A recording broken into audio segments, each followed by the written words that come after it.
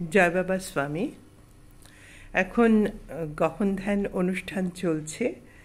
আজকে গুরুমার কথা শুনতে শুনতে আমার একটা কথা মনে হলো, ভাবলাম আপনাদের সঙ্গে শেয়ার করে নিই। সেটা হচ্ছে যে গুরুমা বলছেন, বারবার বলছেন যে এখন সূর্য তার পরিক্রমায় উত্তর দিকে, উত্তর গোলার্ধের দিকে যাচ্ছেন, এবং তার সিগনিফিকেন্স হলো যে এখন আমাদের ঊর্জা খুব সহজেই ঊর্ধ্বমুখী হতে পারে যদি আমরা অনুষ্ঠান করি, ধ্যান করি এরকম। তো আজকে 10 দিন হয়ে গেল, আর 35 দিন বাকি আছে গহন ধ্যান অনুষ্ঠানের। তখন আমার মনে হচ্ছে যে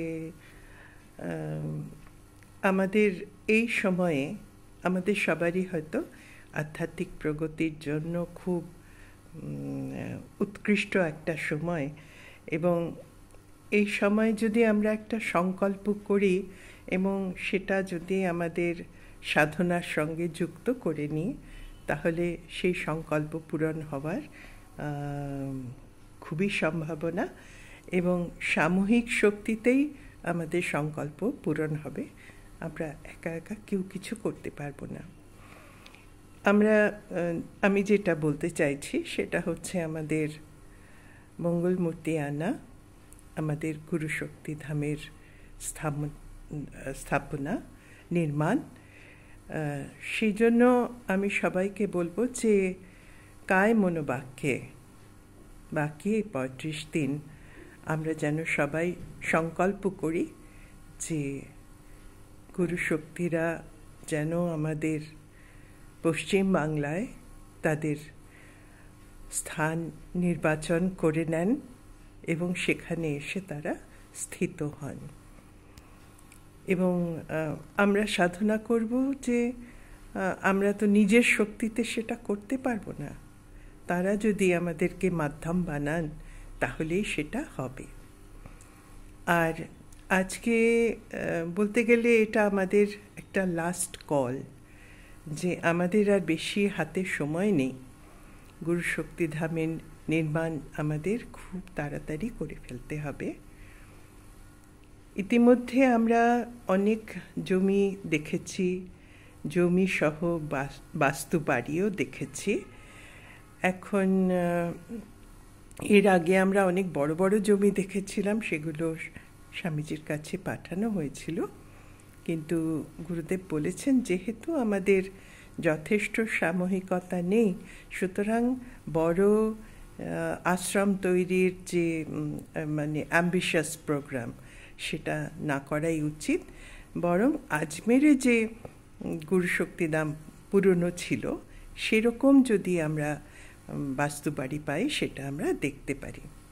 সেরকম বাস্তুবাড়ি সহ জমিও দেখা হয়েছে, এখনও দেখা হচ্ছে, কিন্তু আমাদের যারা সিনিয়র সাধক, যাদের অভিজ্ঞতা আছে, তাদের মত হলো যে যদি আমরা ছোট জমি কিনি এবং নিজেরা গুরুশক্তি ধামের নির্মাণ করি, অস্থায়ী গুরুশক্তি ধামই হোক এখন, যেটা সব জায়গাতে সব আশ্রমে হয়েছে, তাহলে আমাদের খরচটা হয়তো একটু কম পড়বে। তার চাইতেও বড় কথা, যখন স্বামীজির কাছে আমরা প্রস্তাব পাঠাবো, উনি সবসময় বলেন যে অন্তত 3টের বেশি প্রস্তাব তার কাছে পাঠাতে। আর একটা কথা যেটা আমাদের সবসময় ভরসা দেয় একসঙ্গে চলতে, সেটা উনি বলেন যে যেখানে 5 জন সাধক আছে সেখানেই আমি আছি।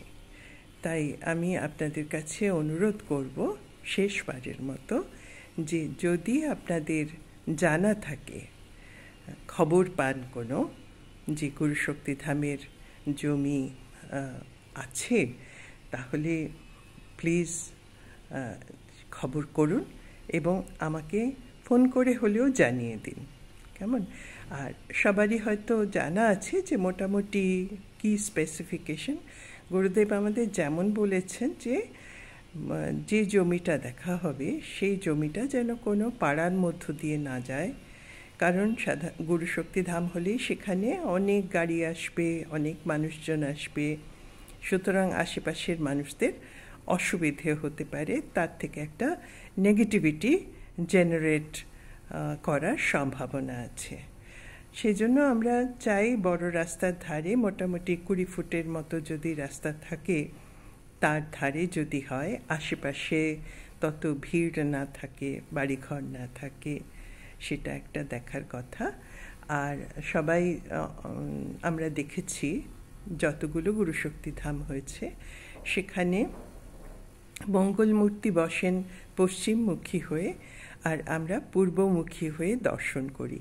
সুতরাং জমি দেখার সময় এটা একটু মাথায় রাখতে হবে যে সেটা যেন হয়। আর যারা জমির প্রস্তাব দেবেন, আমি বলবো কি তারা নিজেরা যেন একবার গিয়ে দেখেন। তাদের যদি মনে হয় হ্যাঁ এই জমির যে ঊর্জা, এই যে পরিবেশ অঞ্চলের, সেখানে অবশ্যই একটা গুরুশক্তিধাম হতে পারে। কারণ আমাদের গুরুশক্তিধাম কেমন আমরা আশ্রমগুলোতে ঘুরে ঘুরে দেখে নিয়েছি, কী ধরনের পরিবেশ সেখানে প্রয়োজন। তো আমাদের মন যদি বলে যে হ্যাঁ এই যে পরিবেশটা, সেটা একটা গুরুশক্তিধামের মতো পরিবেশ এখানে হতে পারে, তো আপনারা যদি সেরকম পান তাহলে প্লিজ আমাকে একটা ফোন করে দেবেন, আমাকে করবেন, বা আপনাদের যেমন সুবিধে হয়। আমাদের আরও জোনাল আচার্য 2জন আছেন, শান্তিকে করবেন, সুরেশ ভাইকে করবেন, আমাদের আচার্যরা আছেন, সচিন আছে, রাজা আছে, ঝুমুর আছে, শিবানিদি আছেন। এদের যে কোনো কাউকে একটা ফোন করে বলে দেবেন, আমরা সেটা জেনে নেব। আর চেষ্টা করবেন এটা যেন যত তাড়াতাড়ি একটা ডেট আমরা ফিক্স করি, কেমন 15ই ফেব্রুয়ারি। একটু এদিক ওদিক হতে পারে, কিন্তু এরপরে আমরা সমস্তগুলো একসঙ্গে কম্পাইল করে বসে একটা যাই হোক আমাদের দিক থেকে একটা গুরুদেব যত দিন সাধনার মধ্যে আছেন, আমরা আমাদের সাধনা, সংকল্প এবং তার সঙ্গে এই গুরুকার্যটা পাশাপাশি চালিয়ে যেতে চাই। এবং আপনাদের শুদ্ধ ইচ্ছে, আপনাদের শুদ্ধ সংকল্পে এটা নিশ্চয়ই সফল হবে। এটাই আমার আপনাদের কাছে প্রার্থনা, যে সবাই মিলে দেখুন যে আমরা তো প্রত্যেকের কাছে পৌঁছতে পারছি না, কার কাছে খবর আছে নেই আমি জানি না। এই ভিডিওটা আমি চেষ্টা করব প্রত্যেক সেন্টারে পাঠাতে, এবং সেন্টারের যারা সঞ্চালক আছেন, আচার্যরা আছেন, তারা প্লিজ এটা প্রত্যেক সাধককে বলবেন, যে মানে অন্তত তারা যেন এটা জানতে পারেন, কেমন।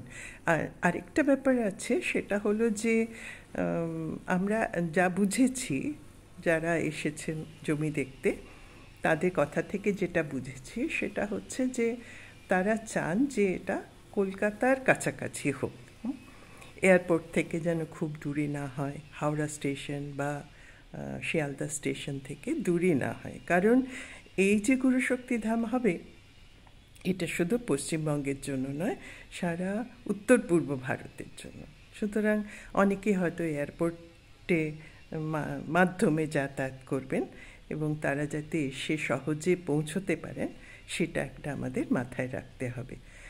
তো কিন্তু একটু যদি দূরেও হয়, আপনারা আপনাদের প্রস্তাব দেবেন, কারণ আমরা তো জানি না যে কোন জায়গাটা উপযুক্ত, এবং আমাদের ধারণা যে গুরুশক্তিরা সেটা নির্বাচন করেই রেখেছেন, কিন্তু আমরা আমাদের সেরকম উপযুক্ত মাধ্যম এখনো বানাতে পারিনি যে আমরা আমাদের মাধ্যমে এই কাজটা সফল হবে। সুতরাং এই সাধনাটাও কিন্তু আমাদের পাশাপাশি চালিয়ে যেতে হবে, এবং একটা আন্তরিক প্রার্থনা প্রত্যেক দিন ধ্যানের পরে, যে আমরা গুরুশক্তিধাম তৈরি করতে পারবো না, আমাদের সে ক্ষমতা নেই, আমাদের মঙ্গলমূর্তি নিয়ে আসার ক্ষমতা নেই।